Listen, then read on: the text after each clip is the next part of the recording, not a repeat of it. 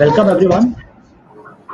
Welcome in the second session of this Health Innovation Summit, and I'm requesting all the speakers to kindly mute your phones, please, so that we can reduce the background noise. Yes. Uh, so I welcome all of our speakers for our session. It's how virtual care and telehealth, teleradiology are redefining the healthcare system. I am Ravi Gupta. I am editor-in-chief of this magazine eHealth, which is a 15-year-old magazine and focusing on IT in health and health innovations. And I am requesting Dr. Naresh, who is the CIO of KIMS Hospital, Hyderabad, to be moderating the session. Welcome, Dr. Naresh. Thanks for joining us. Please take over the session, Naresh. Thanks, Dr. Ravi. Thanks for the opportunity. Good afternoon, everyone. I'm Dr. Naresh from KIMS Hospitals, Hyderabad. We welcome you all for a wonderful session today afternoon. The title is very apt. Before I start, I would like to thank the organizers for arranging such wonderful session. During this COVID-19 pandemic attack, I think the role of technology has improved quite a bit. And all the people who are on this panel are the ones who are running the show as far as the technology and delivery of healthcare is concerned. So the topic for this session is how is virtual care and telehealth, teleradiology are redefining the healthcare system. Very apt title, I should say. To discuss further, we have quite a few distinguished panelists today afternoon. To start off with, we have Mr. Nandkishor Dhomne, who is the Vice President for Information Technology and CIO Manipal Health Enterprises from Bengaluru. Mr. Abdullah Saleem, who's a Group CIO of OMNI Hospitals in Hyderabad. Dr. Bharat Gadhavi, CEO and Regional Director, HCG Enterprises from Gujarat. And Mr. Prashant Singh, who's the Director of Information Technology and CIO from Max Healthcare. I welcome all the panelists. Thank you. Thank you very much. Thank you. Thanks. So let's start. I think, as I said, it's a very apt title for us to discuss. So first, one of the ways in which I have seen is that once COVID-19 struck India, way back in February or March of 2020, I think every healthcare enterprise, every hospital has, gone into a chaotic situation because we didn't know what was hitting us, what is a way out for such situation, when does all this end? Hopefully it ends pretty soon. So one of the ways in which we have seen is that role of technology has come to the fore like it has done all the time. So to take this further, I would request Mr. Nandkishor to just explain us or share his thoughts in terms of how COVID-19 has affected the whole delivery of healthcare in India and what has changed in hospitals from his perspective. Mr. Nandkishor?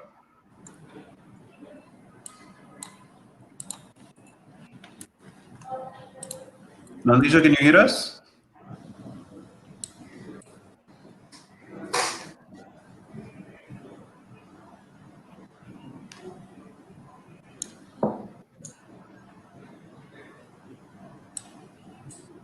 Nandkishor, can you hear us?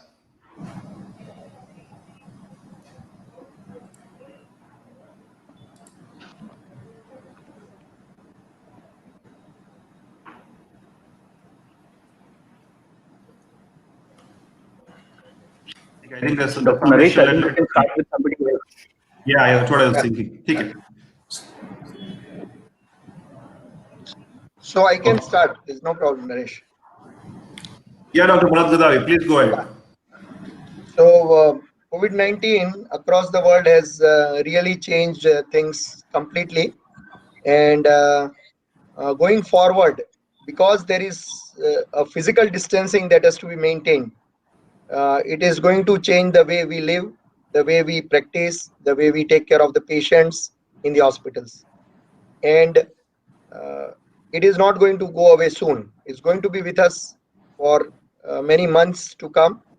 And such pandemics will keep coming because of the changes that we are bringing to the environment. So when we discuss about this pandemic, the major changes because of this the physical distancing, we will not be able to remain in close contact with the patients for a longer time. We call it as clinical distancing. The guidelines are, if you are nearer to the patient for lesser than 6 feet for more than 15 minutes, your chances of catching the infection are comparatively very high. So first thing is, you will have to minimize the time that you are spending with the patient. Now, for that to happen, you will have to use the technology. You will have to make sure that you are having devices which can monitor the patient from a distance.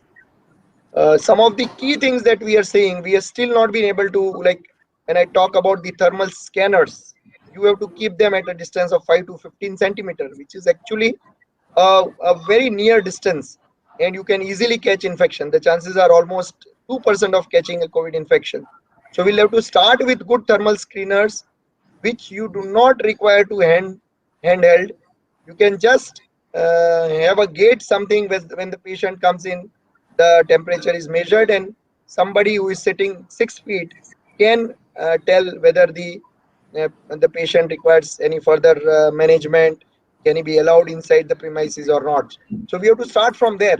Better thermal screeners, which will give us proper reading even when we are away.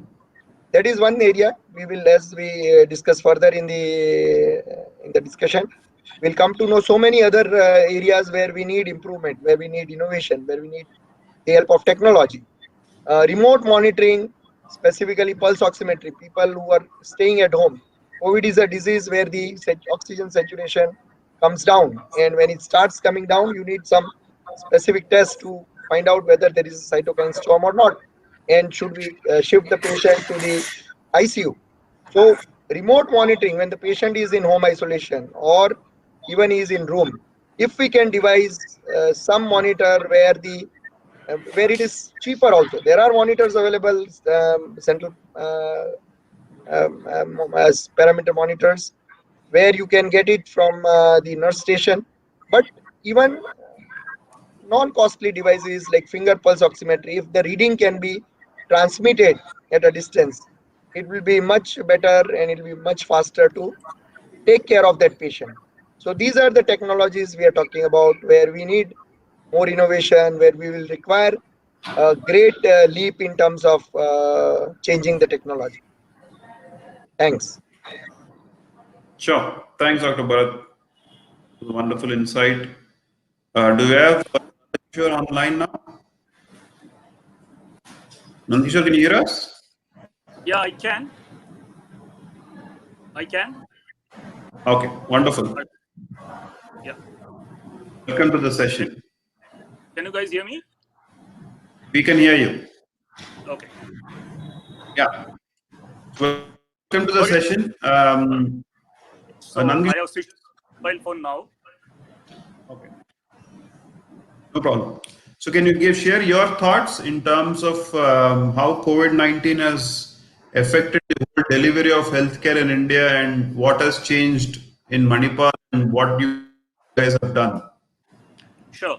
So let me just first of all, begin with the impact of this COVID and the challenges, and also a lot of opportunities which have actually emerged out of this pandemic situation globally. We can largely see that impact, first of all, on the financial markets. I mean, each one of us, we are also an investor on an individual basis, and you can see how there was a complete crash of the entire financial market, not only the healthcare but also a lot of other sectors. So that's one clearly visible impact, and we don't know how long and how much time this is going to take further. But as an estimate, probably it will take another 7 to 8 months to maybe come to a pre-COVID situation. So that's one component of this. The second part of this is that if you come to the healthcare segment, this is definitely a very, very, very unprecedented global pandemic, right, which has come to the different countries, and we are no exception. Having said that, what happens is that if you see in particular, when this started spreading and India had the first lockdown, right, immediately the services like metros and the transport systems, etc., they were closed. Okay. So once you close the transport system and once you ask people to stay at home because this infection was spreading very fast, definitely the major impact was there onto the healthcare industry because patients stopped coming to hospital, right? So when patient stops coming to hospital and we have an impact on, let's say, the outpatient services, the inpatient services, the pharmacy sale, you have the lab stuff there, your health check as one domain. So barring the emergency services, every other services was severely impacted. Okay, that's another major impact onto the healthcare industry. So while the footfall and revenue stopped coming, but there had been a fixed cost which was anyways going, right? So we had a challenge in terms of not only the footfall but also how do we deal with the fixed costs. So fixed cost was one major bothering factor, and for which, if you consider Manipal like organization, we approached and we contacted our suppliers. We requested them to kind of give us some discounts or waivers on the recurring payments, etc. So we tried to do something of that nature, and we were successful in handling to some extent. I will not say that it compensated the entire losses, okay, which we had incurred so far, and incurring those losses. So that was another component which is a fixed cost. Now, third component, the supply chain part of it. Now we have to still run the hospital, we have to still run the facility. Doctors were needing the mask, they were needing the ventilators, they were needing the various other infrastructures. So we were not really prepared, or we are not ready for that kind of setup. For example, there was shortage of the masks. So we had to really struggle to get those masks. And having said that, there is a situation that in the entire support system, support staff is not coming to office. They are at home. Being at home, they still have to ensure that I am able to provide, I am able to channelize my supplies to the hospital so that hospital can run the normal operations, right? So the entire support staff being at home because there was a complete lockdown. We were not supposed to go to office. All of us know that, right? So while we had to enable work from home kind of system for all our employees who were kind of supposed to provide those services sitting at their home. So that was anyways one challenge, which was a technical challenge. But I would say that was a manageable challenge. Okay, like we had given the VPN to other people who were supposed to work from home and provide services because hospital has to run the operations. Even if you get one patient, two patient, 20 patient, the operations still run. So we'll need the raw material, we'll need the supplies to be there, we'll need a lot of other systems in place. So purchase department, finance department, IT department, marketing department, all of them are sitting at home, and we kind of enable them to provide the services sitting at home. So that was one aspect of it. Supplier, now they were finding it so difficult that even if there is a supply available, how do we send it to Manipal Hospital and the branches? Because the transport system was not right. So other than ambulance, I don't think there was kind of permission for other vehicles to apply. Then you have to go to the police authorities, take the permission, take the passes. So this is a very kind of is a situation wherein you have all those limitations, all those constraints, but you have to make sure that you are able to run your operation smoothly. So while I covered the cost component, the supply chain component, the work from home component, which was a challenge.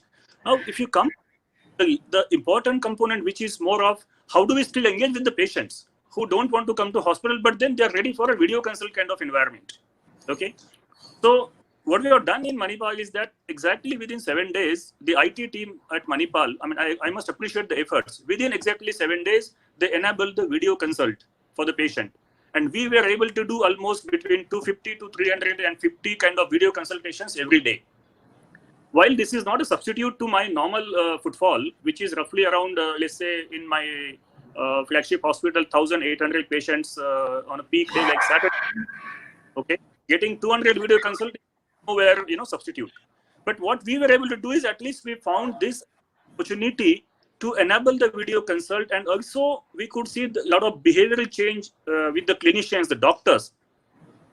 They were ready to do video consults. So while the consumer is always ready for a technology, I mean, although they are not as prepared as they are prepared for many other technical gadgets and apps, but patients in India, by and large, they like more of a personal touch, personally visiting doctors and all that. But then this pandemic, I have seen there was a major behavioral change at the provider side as well as the consumer side.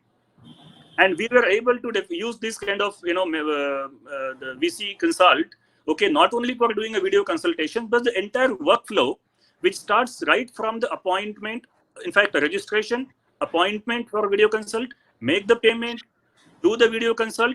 We used to send a link to the patient, his WhatsApp number and all that.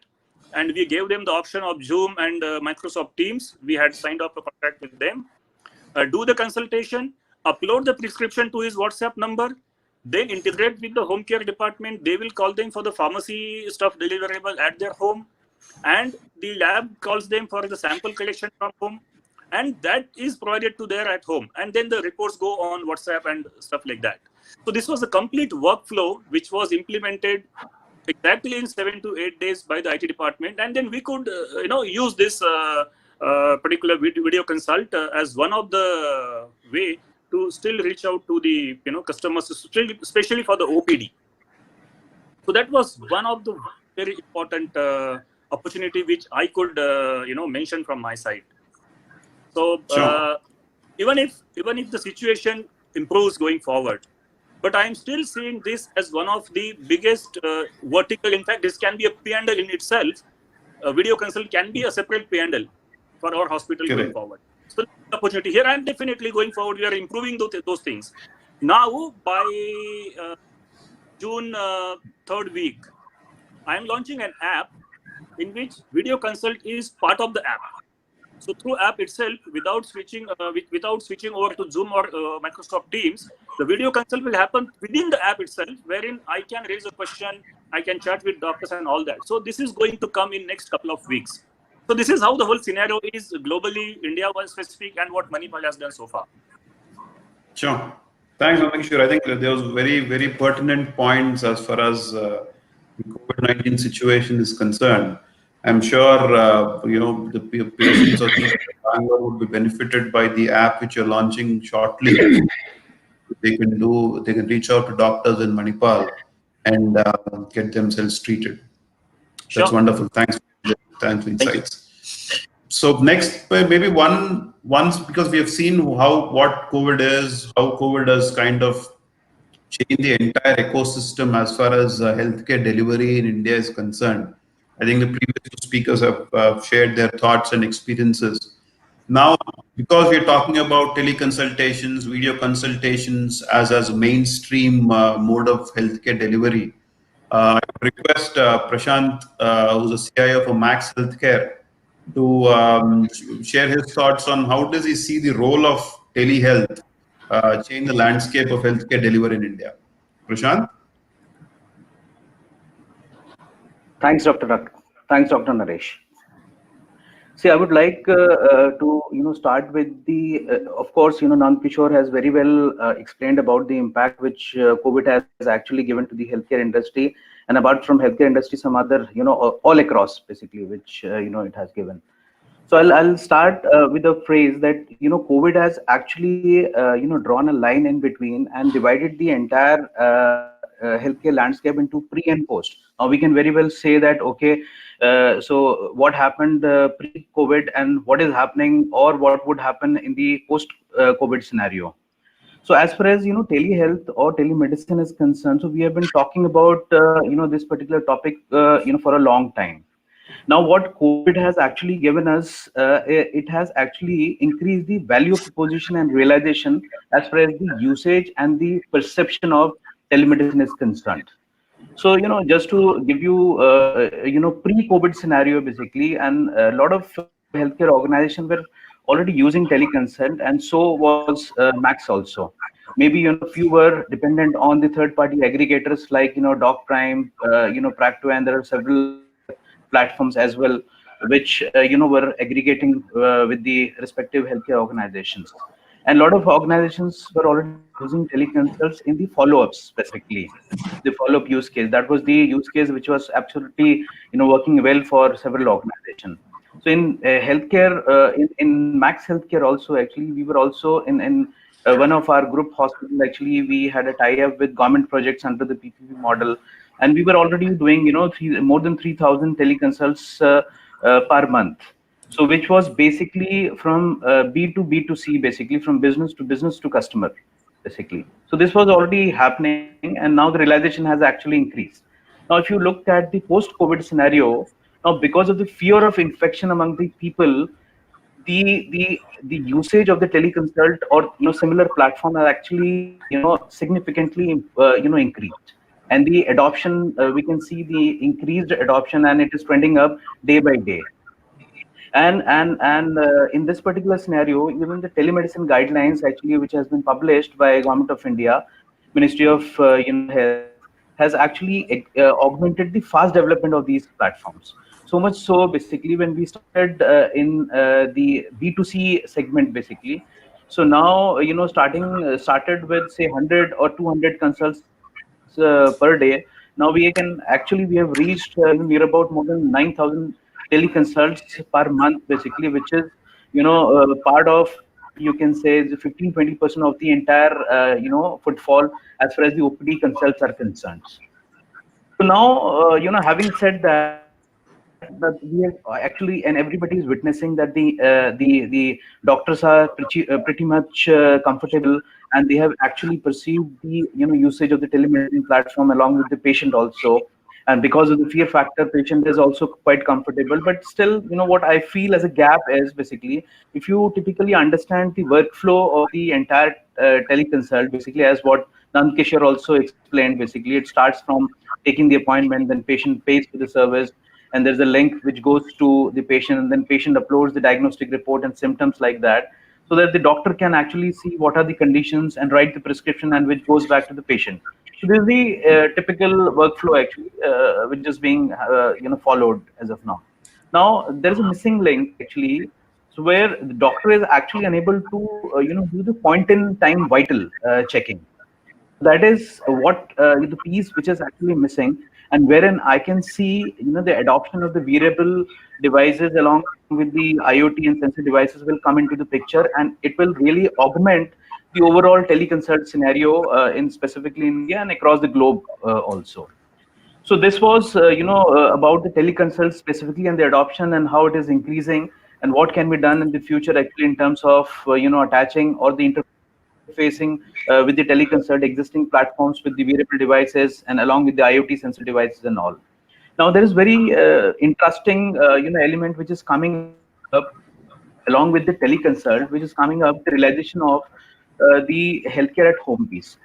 So there's a separate segment, in Max Healthcare, which takes care of a lot of services, and the business lines, which takes care of a lot of healthcare, services which at home. So we've recently launched the home isolation. There are a lot of other healthcare players have also launched the home care isolation packages, wherein there's a set of say there's a sequence of event actually for say 7 days or 15 days, wherein the patient is patient receives kind of multiple kits to monitor the vitals. There's a set frequency on which the nurse or the TL or the doctor actually calls the patient, sees how is the health improving with the patient and all. And let me tell you, this is getting a lot of traction from the market. And I can see, by looking at other healthcare players also, and it is very well taken by people also across.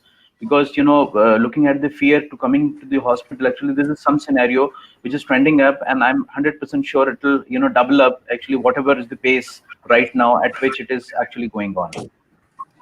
So now looking at the marketplace of the telemedicine market, basically. So it is in 2019 it was valued at $45 billion. So which is expected to grow at 19% CAGR from say 2020 to 26. But I still feel actually personally that the rate will actually more than what we are actually anticipating looking at the current scenario. Now coming to the regulations, basically, which is absolutely needed, in this particular current scenario. Now the regulations like DISHA, like Digital Information Security Healthcare Act, along with the Data Protection Bill, and a lot of health exchanges, which the government is also working relentlessly these days, basically, which actually give a new landscape to telehealth and telemedicine market in India, basically, and that is very, very, very much required, so that the interoperability can be very well used in all these platforms, and actually we can really see the seamless interfacing between all the pieces which are part of the telehealth and telemedicine. Now the question comes to the market, in the mind, basically. So is it a temporary phase, or just because of the fear people are actually using the telemedicine or the teleconsult platform, or it is going to stay also? So we did a very interesting survey, actually, recently, maybe 2 days ago only. So wherein actually we have sent only pinpointed 2 questions to the patients who are actually availing the teleconsult services as of now, and we specifically asked 2 questions. One is, what was the overall experience of the teleconsult platform which you are using and talking to the doctor, using that? And the other was very, very interesting question, that post COVID, would you like to use these kind of technologies? So surprisingly, 70% of the people said yes. So which actually gives the heads up for all the technology players, as well as for the healthcare, that this is not a temporary phase, and this is not just because of the COVID. What COVID has done is actually it has given the realization and the perception both for the patient and doctors, basically, and it is going to stay. So this was the overall scenario which I just wanted to discuss and share. Thank you, Dr. Naresh. Sure. Thanks, Prashant. That was wonderful. I'm sure. I'm sure everybody in India, or people managing technology in hospitals and healthcare delivery centers would appreciate that before COVID struck us, telehealth, teleconsultations was just one of the initiative which a department would bring about, right? But I think post-COVID, it's come to a situation wherein every hospital, every healthcare delivery center needs to have separate vertical which does only teleconsultations and telemedicine. I'm sure this is going to take up quite a bit in the time to come.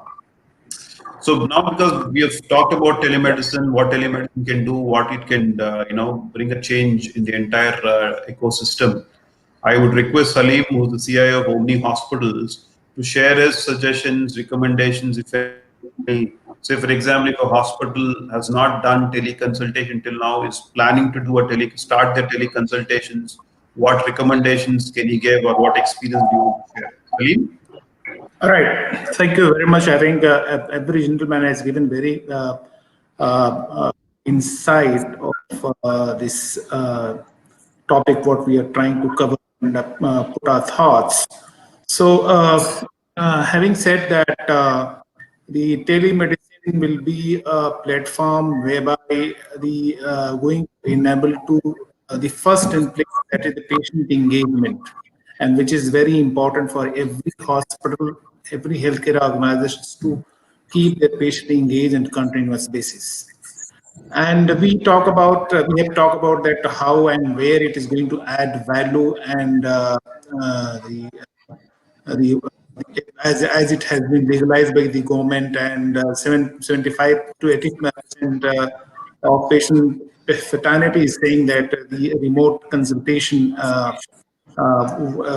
is acceptable, and which is going to help the hospital and the patient to ensure that no transportation is happening unnecessary, no need to take time to work, eliminate child or elder care issues, on-demand options, access to specialties easily, less chance of catching new illness.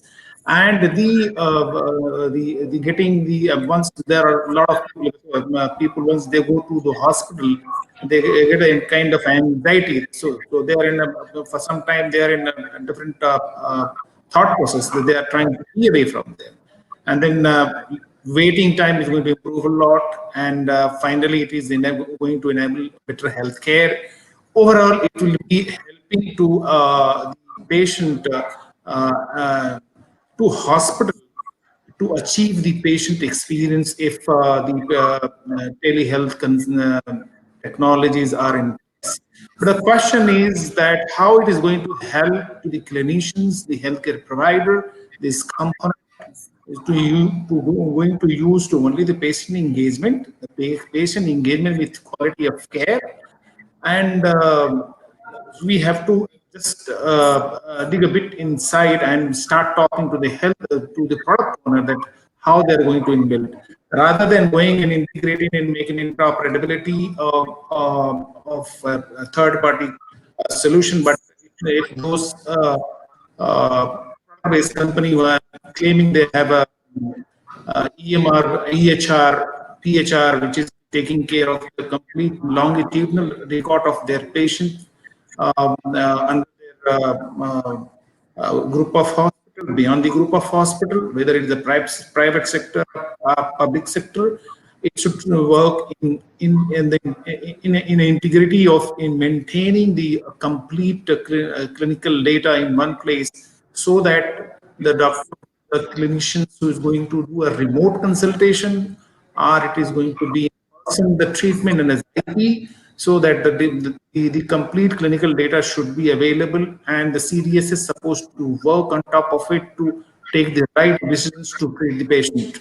So in that direction, telehealth, it was the people who are not definitely was not talking about. Even the doctors were have some constraint. There were some legal issues, and the adoption was one of the big challenge. And the patient was one of my friend has covered. The patients were more keen to talk to the doctors in person to get more satisfactions in during their treatment episode. So now those things has been changed, and this clinical remote consultation, telehealth consultation is a kind of a component which should be a must-have feature into any applications, whether it's HIS, CIS, or EHR, PHR, what we are giving the name. It's a must-have feature. Without this, definitely the hospital would be thinking to go ahead for that product. So not only the hospital, there are the constraints from the hospital, and now the constraint from the hospital in terms of adoption that has been wiped out from the clinical fraternity. Now the product owner, the product healthcare product-based companies, they have to come forward to ensure that this is the integral part of their product roadmap, product line, and the product stack. And without this feature, definitely they will not be able to survive, or the hospital will not be able to achieve the real-time patient and provider experiences. So having said that, doctors are coming forward to adopt the technology, because I just a couple of days ago I met with Dr. N. Krishna Reddy, the head of the Access Health and the former founder of Care Hospital. He was saying that Saleem, still my statement is the same, that rather than I as a doctor adopt the technology, let the technology adopt my needs. So he said it means that what he was saying, that earlier there was a constraint. People talk about a decades ago because there was a technical constraint, and of course it was not cost effective, but the technology has come way ahead, and the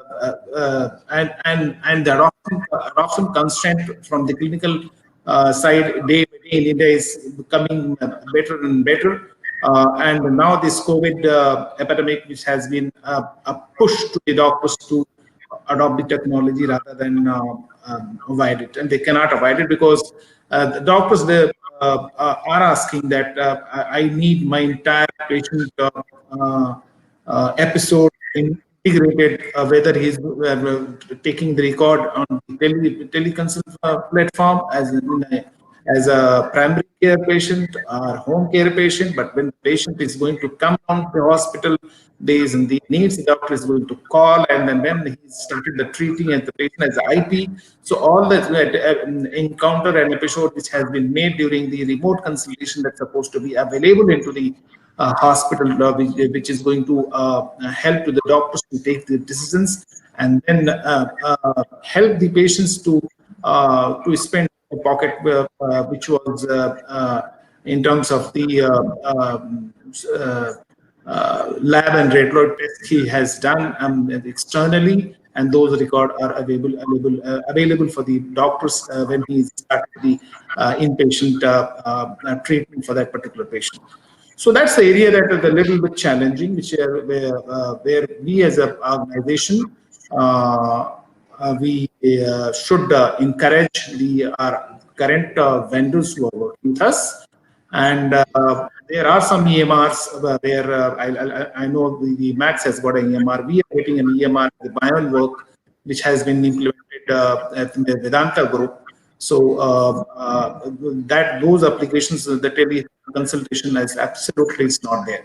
But running the solution, this kind of solution in silos, it is not going to add value in terms of delivering the quality healthcare.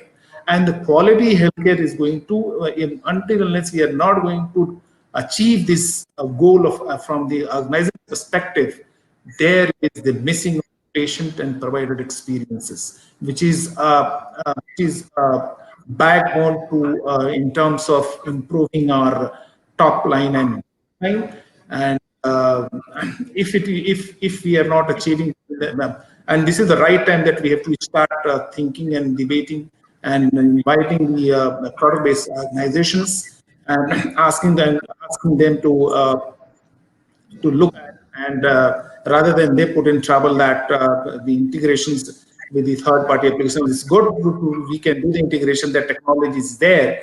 But if though I have worked in a product-based organization, I'll be looking forward to the entire solution in one umbrella rather than having different component, which makes the hospital cost-effective in terms of maintainability, sustainability, and reliability, which is again in terms reliability in terms of the data security.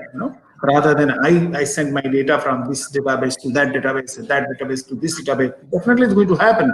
But this is the right time the product-based organizations to come forward to have a which enable the hospital, the healthcare providers to have a longitudinal record, which gives the real-time CD assess at point of care between the patient and the doctors. That's what the area that I wanted to just put in, because most of the area has been covered by all digital friends. So that's all from my side. If you have any question, I can answer on that. Sure. Thanks, Saleem. I think we've brought out very important points from an implementation perspective. I think I can share my couple of experiences when we started implementing the solution at KIMS and what I've heard from other hospitals. The technology is kind of an agreed model of what would have telemedicine solution might have, right? More or less it is standardized. One or here and there features might differ. But I think one or two more important points, as Nandkishor also said, is the behavioral aspect of people. Because none of the patients till now have kind of might not use a platform to consult a doctor. Till now, they've always thought of, you go to a hospital, pay consultation fees, sit in front of a doctor, talk to him or her, to take the feedback and then come out and get themselves treated. But this kind of new channel of medium of consultation or healthcare delivery, which we've seen. But from a provider standpoint, what I've seen is there are a lot of concerns before doctors hooked onto any of the platforms. One of the concern which many of them have raised is, where is this data getting stored? It's an online consultation. It's not from the hospital's network if you subscribe to a third-party solution. So it might not be a solution. So people were, where is this data getting stored? That was one of the major concerns which people had. Second, how do we train doctors on using the solution, right? majority of the doctors have not been trained on using a telemedicine solution till now, because of which they had concerns of how to use a technology. So that was two things. Third thing is one of the major areas which patients also have raised concerns is who's going to foot the bill. Right? Will the patient foot the bill for using this kind of a platform? Can the insurance companies reimburse such consultations? Such kind of questions or concerns is what people have raised. I'm sure in the time to come, if telemedicine is going to survive in India and become a part of the mainstream delivery of healthcare, I think insurance companies also should be up to speed of reimbursing such consultations also. So, couple of things which I've wanted to share and also request the panelists. Anybody can pick up this question and and share the suggestions. One of the things was like, do you have any other technologies which you've kind of used or using currently, or which might help treating patients in such kind of problems, right? It's open to any of the panelists can pick up. Do you see any such new exciting technologies which can help delivery of healthcare? Anybody wants to pick it up? Shall I answer on that? Yeah, Saleem, please go ahead.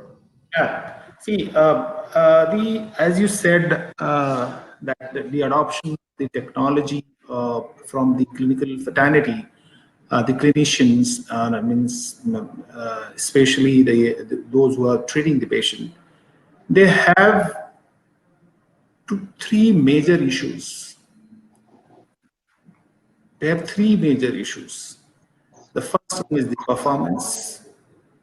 The second one is the performance. It should be faster than paper. If they are going to do prescriptions in a minute, the system should at least provide that feasibility to grip that in a digital form and in a minute. They are not saying that a half minute. And the third thing is that the solution is supposed to be made in such a way that I don't need any training. Because I am a doctor, I do understand all the clinical jargons and all the parameters. So I don't need any training. So if the solution which has been made, which have three goals, and these goals which I have just after talking to too many doctors, and including Dr. N.K. Krishna Reddy and the former founder of CARE and Dr. What we say that Dr. Nageshwara, the known pediatric cardiology doctor.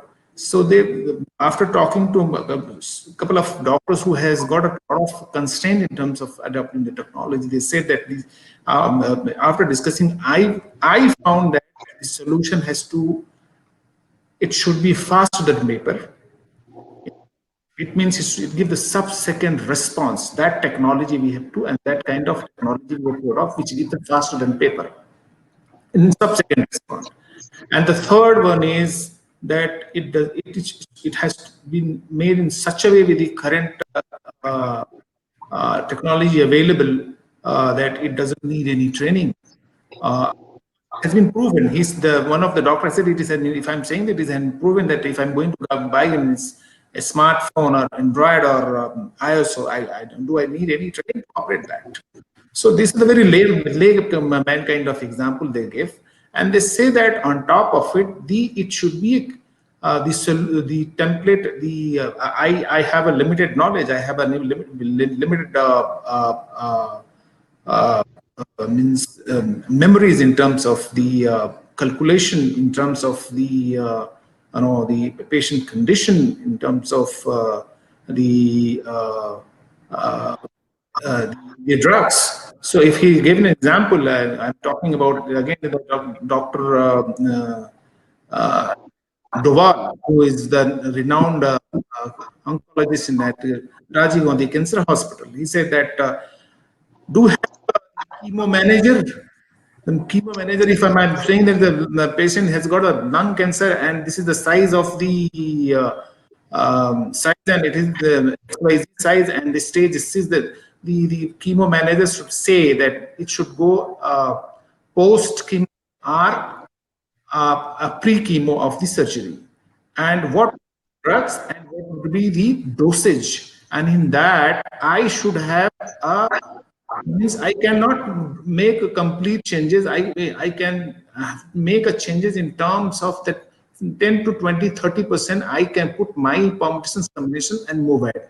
And again, it should go to the board, cancer board, that this is what I have made the changes based on the guideline that I have made the changes, and he has to go, and the board, cancer board, tumor board should ask the question. He has to justify that this is the reason he has done that. So that kind of applications the people and the healthcare, the doctors are talking about, you know, and I don't see any are available in India. Right now, I'm talking about EMR because a couple of hospital has been implemented that EMR, that Max Hospital Vista EMR has been implemented, which has got a template engine. And the one that Vedanta, I'm looking at that they have implemented the work by the Bio, which was again the legacy of iSoft. Because iSoft has tremendous workflows, but it got really failed due to one reason, because it has got the performance issues. The data as from the patient that treating the doctor treating the patient, that it was taking too much of time to retrieve the data from the spine and send the back data into the spine.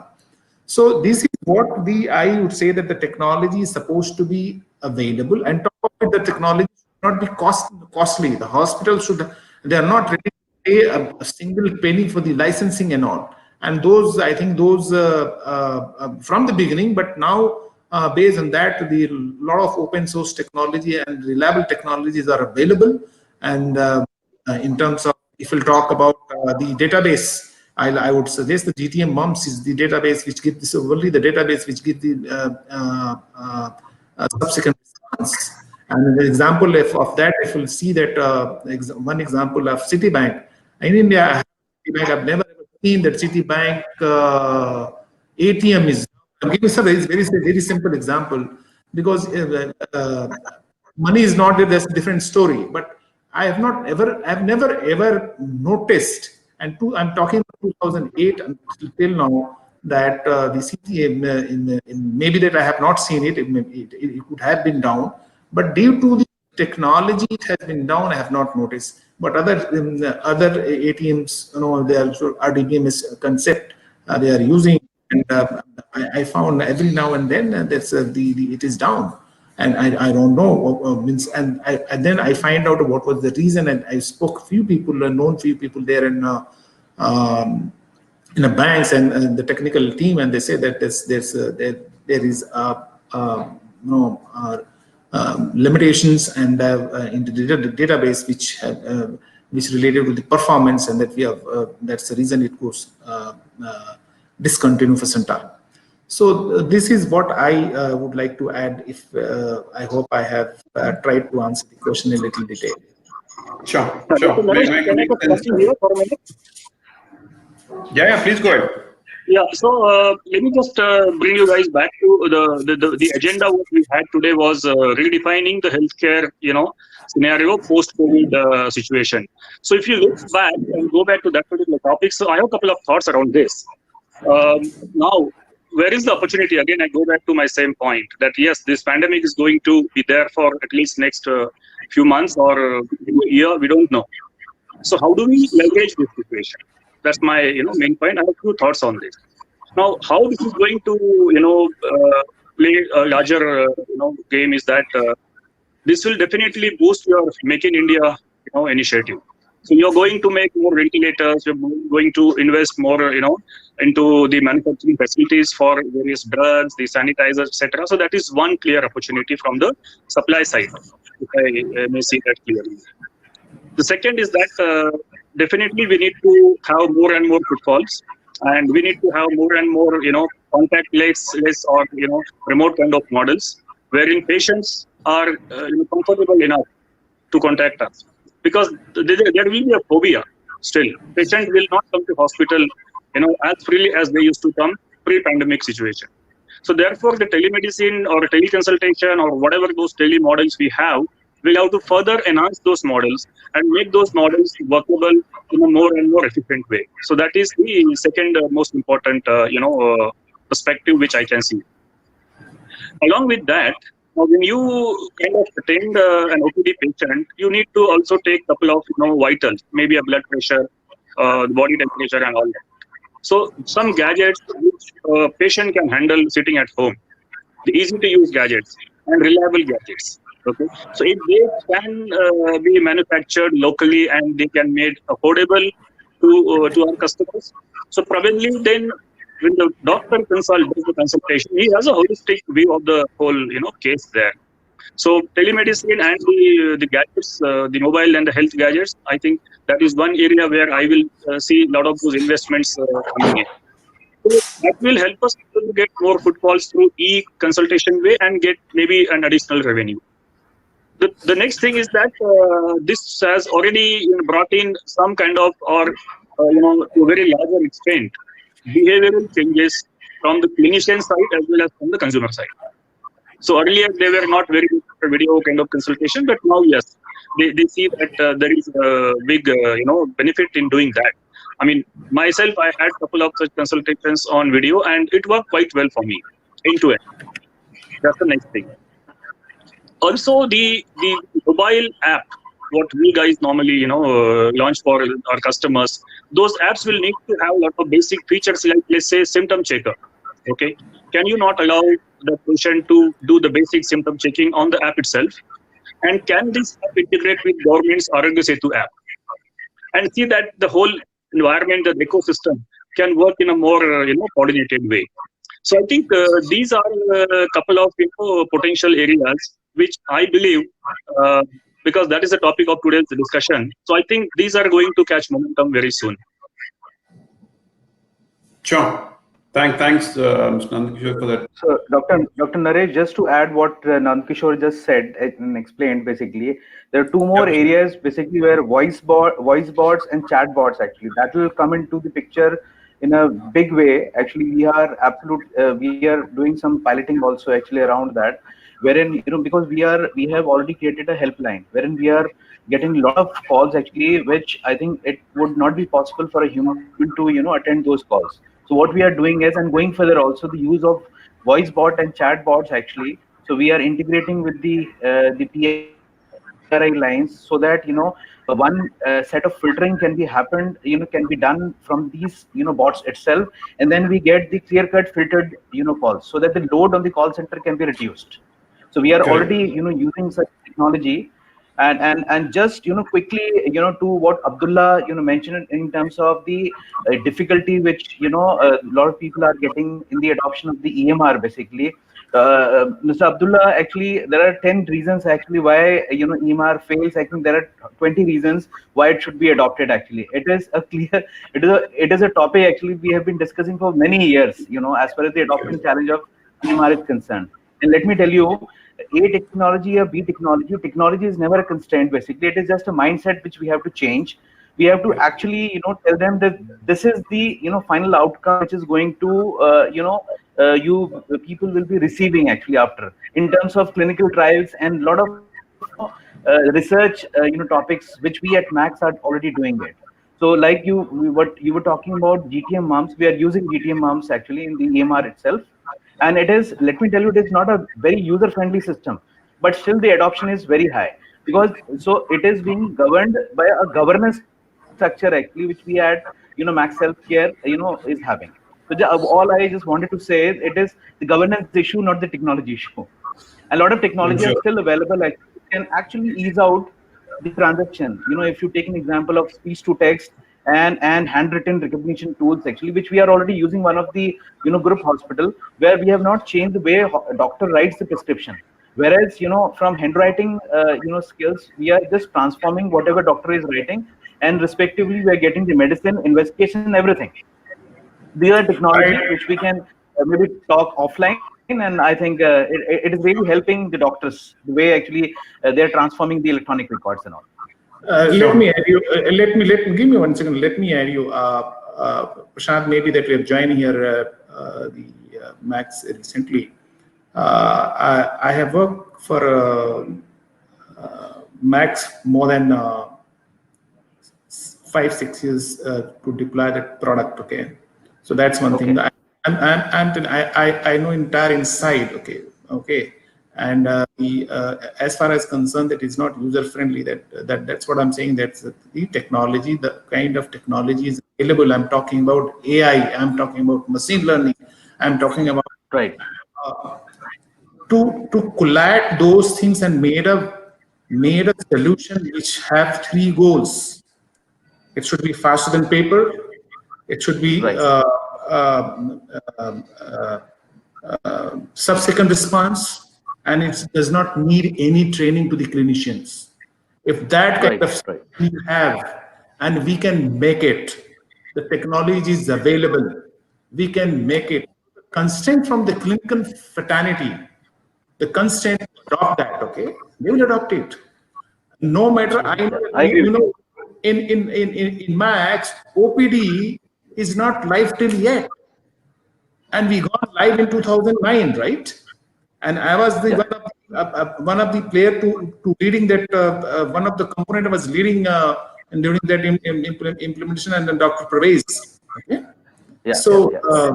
So I'm not saying that it is a problem. It is a problem from the constraint from the clinicians, which we can omit by giving the solution. And those solutions should be made based on 3 goals. And if a solution which has been made without any goals, I don't know how beautiful they made it, but if these 3 things are missing, it will be a miserable for the organizations to ask the users to adopt it. Sure. That's implementing technology in a hospital is a never-ending topic, and we at the forefront of all that. So everybody has their own kind of experiences to share, right? We are almost running out of time. I think I thank all the panelists, Mr. Prashant, Mr. Saleem, and Mr. Nandkishor from Bangalore. Thank you very much. Thank you. Thank you. And thanks a lot. Thank you very much. Thank you, Doctor. Thank you. Thank you very much. Take care. Thank you. Bye-bye.